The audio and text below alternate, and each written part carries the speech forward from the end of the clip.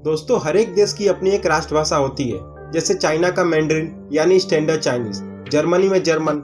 लेकिन क्या आप जानते हैं कि हमारे देश भारत की कोई राष्ट्रभाषा नहीं है? लेकिन ऐसा क्यों? जानेंगे पूरी जानकारी इस वीडियो में।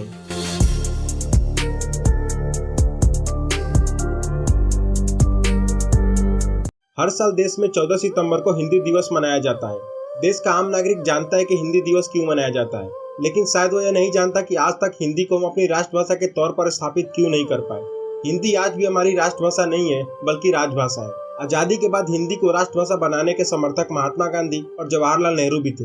इन्होंने एक या दो भाषाओं को पूरे देश की भाषा बनाने की मुहिम चला रखी थी। अंग्रेजी को ही राज्य की भाषा बनाए रखने के पक्ष में 1949 में भारत की संवैधानिक समिति एक समझौते पर पहुंची। इसे मुंशी आइंगर समझौता कहा जाता है। इसके बाद जिस भाषा को राजभाषा के तौर पर स्वीकृति मिली वह हिंदी थी। संविधान में भारत की केवल 2 ऑफिशियल भाषाओं का जिक्र था। इसमें किसी राष्ट्रीय भाषा का जिक्र भी नहीं था। इनमें से ऑफिशियल भाषा के तौर पर अंग्रेजी का प्रयोग अगले 15 सालों में कम करने का लक्ष्य था। ये 15 साल संविधान लागू होने की तारीख 26 जनवरी 1950 से अगले 15 साल यानी 26 जनवरी 1965 को खत्म होने वाले थे। हिंदी समर्थक राजनेता जिसमें बालकृष्ण शर्मा और पुरुषोत्तम दास टंडन शामिल थे, उन्होंने अंग्रेजी को अपनाए जाने का विरोध किया और साथ ही केवल हिंदी को भारत की राष्ट्रभाषा बनाए जाने के लिए विरोध प्रदर्शन किए। उन्होंने इसके लिए कई प्रस्ताव रखे, लेकिन कोई भी प्रयास सफल नहीं हो सका, क्योंकि हिंदी अभी भी दक्षिण और पूर्वी भारत के राज्यों के लिए अनजान भाषा थी। 1965 में जब हिंदी को सभी जगहों पर आवश्यक बना दिया गया तो तमिलनाडु में हिंसक आंदोलन हुए। प्रदर्शन के दौरान दक्षिण भारत के कई इलाकों में हिंदी की किताबें जलने लगी। कई लोगों ने तमिल भाषा के लिए अपनी जान तक दे दी, जिसके बाद कांग्रेस वर्किंग कमेटी ने अपने फैसले पर नमी दिखाई और ऐलान किया कि राज्य अपने यहाँ होने वाले सरकारी कामकाज के लिए कोई भी भाषा चुन सकता है। कांग्रेस के फैसले में कहा गया कि केंद्रीय स्तर पर हिंदी और अंग्रेजी दोनों भाषाओं का इस्तेमाल किया जाएगा।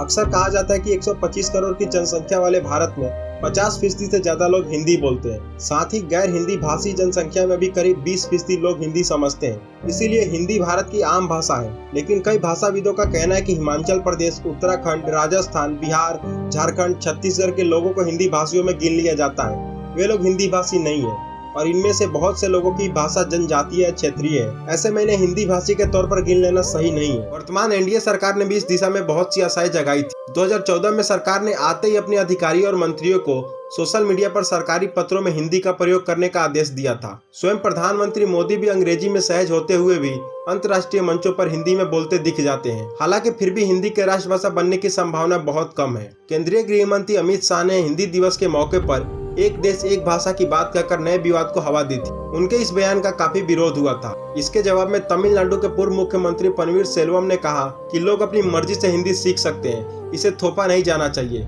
दक्षिण के अन्य नेताओं समेत संगीतकार रहमान ने भी इसका विरोध किया था। राजनीतिक गलियारों से उठकर यह विवाद अब फिल्मी सितारों तक पहुंच गया।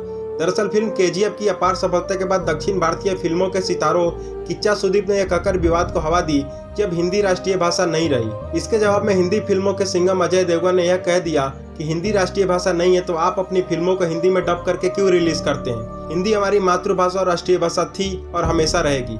हालांकि बाद में सुदीप ने सफाई देते हुए कहा कि सर, जिस कॉन्टेस्ट में मैंने यह बात कही थी, मुझे लगता है कि मेरी उस बात को बहुत अलग तरीके से लिया गया था। शायद मैं अपनी बात को बेहतर ढंग से आपके सामने तभी रख सकूं जब मैं आपसे मिलूंगा। राष्ट्रपिता महात्मा गांधी का मानना था कि हिंदी में पूरे देश को एकता के सूत्र में बांधने की क्षमता है। इसी के मद्देनजर बापू ने 1918 में हिंदी प्रचार सभा की स्थापना भी की थी। हिंदी दिवस के मौके पर अमित शाह ने भी लगभग बापू की बात को ही दोहराया था। हिंदी भले ही राष्ट्रभाषा नहीं है, लेकिन इसे राजभाषा का दर्जा जरूर प्राप्त है। वर्तमान में यह सबसे ज्यादा बोली जाने वाली भाषा है। हिंदी 52 करोड़ लोगों यानी देश की 43% आबादी की मातृभाषा है। वहीं अन्य भाषा भाषियों को शामिल कर लिया जाए तो हिंदी बोलने वाले कुल आबादी 57% हो जाती है। आपकी राय नीचे कमेंट में बताएं और अगर वीडियो पसंद आई हो तो वीडियो को लाइक करें और चैनल को सब्सक्राइब करें।